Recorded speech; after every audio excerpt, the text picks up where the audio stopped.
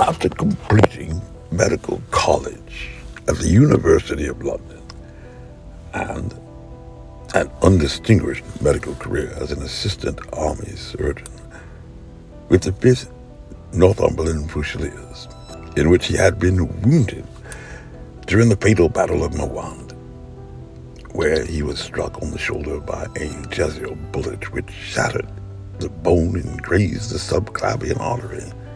Sir Arthur Conan Doyle's Dr. John Watson should have fallen into the hands of the murderous Gazis had it not been for the devotion and courage of Murray, his orderly, who threw him across a pack horse and succeeded in bringing him safely back to the British lines.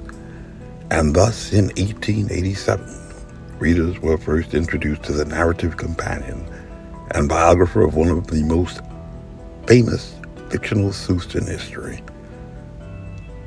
Conan Doyle introduces readers to more a malingerer than an adventurer, who would later take on as a companion and roommate a person who was not quite a learned man by credentials, but who nonetheless at least appeared to present a remarkable zeal for certain studies, and within eccentric limits his knowledge was rather quite extraordinarily ample and minute, that his observations have been fairly astounding to Dr. Watson. Surely no man would work so hard or attain such precise information unless he had some very definite end in view.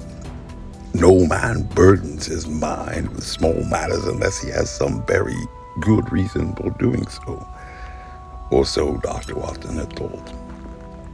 Still, his erstwhile new roommate's abject ignorance was as remarkable as his knowledge, especially concerning contemporary literature, philosophy, and politics, about which he appeared to know next to nothing. Dr. Watson was quite astonished that his roommate was wholly and abjectly ignorant of the Copernican theory and of the composition of the solar system, and that any civilized human being in the 19th century should not be aware that the Earth traveled round the sun appeared to him to be such an extraordinary fact that he could hardly imagine it. And yet such was the master sleuth, by the account of his biographer and companion, Dr. Watson. Transported back from the Berkshires to the base hospital at Peshawar, Dr. Watson had languished for months in recovery until, after a long convalescence, he had been approved for release from the army by the medical board and sent immediately back to England to live on his meager military pension, living as free as an income of 11 shillings and 6 pence a day will permit a man to be, he had said. And under such circumstances, he naturally gravitated to London, that great cesspool into which all loungers and idlers of the empire are irresistibly drawn, where he had stayed for some time at a private hotel in the Strand, leading a comfortless, meaningless existence and spending such money as he had, but considerably more freely than he ought, by his own admission. And it was his alarming financial state that prompted within Dr. Watson an impulse suddenly to either leave the metropolis and rusticate somewhere in the country, or make a complete alteration in his rather lavish style of living. Choosing the latter alternative, and Dr. Watson began by making up his mind to leave that hotel at Strand to take up quarters in some less pretentious and less expensive domicile.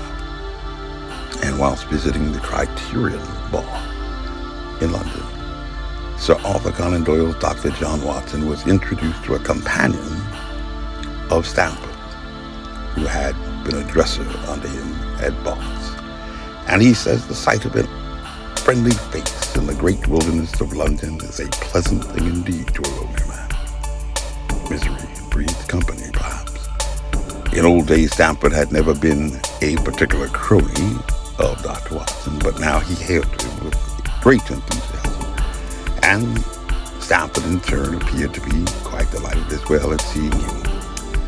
And in the exuberance of joy, Dr. Watson had asked Stanford to lunch at the Holborn, and they started off together in a hansom, and thus readers were introduced to a man of fiction known to the world as Sherlock Holmes, London's amateur sleuth extraordinaire, at least in fiction, who Stanford had described as a little too scientific for his taste, approaching cold-bloodedness.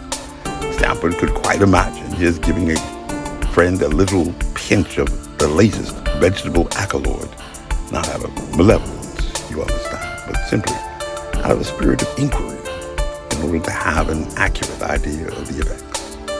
And in all fairness, to do him justice, Stanford offered that he thought Holmes would take it himself with the same readiness, for he had quite appeared to possess such a passion for definite, exact knowledge. According to Sherlock Holmes, in A Study in Scarlet, there's a mistake to confound the strangeness with mystery. And at the most commonplace crime is often the most mysterious only because it presents no new or special features from which deductions may be drawn. According to Sherlock Holmes, only a fool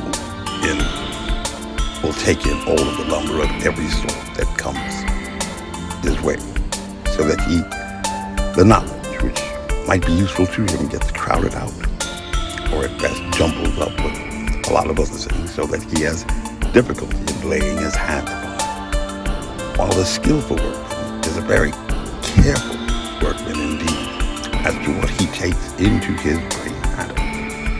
And the skillful workman, he will have nothing but the tools which may help him in doing his work. But of these, he has a large assortment, and in all the most perfect order. According to Sherlock Holmes, it is the highest importance, therefore, not to have useless facts, alburing out the useful ones. And by this method, he had arrived at this result, for no other hypothesis would meet the facts. Elementary, my dear Watson, quite easily done. Quod erat demonstrandum curidi.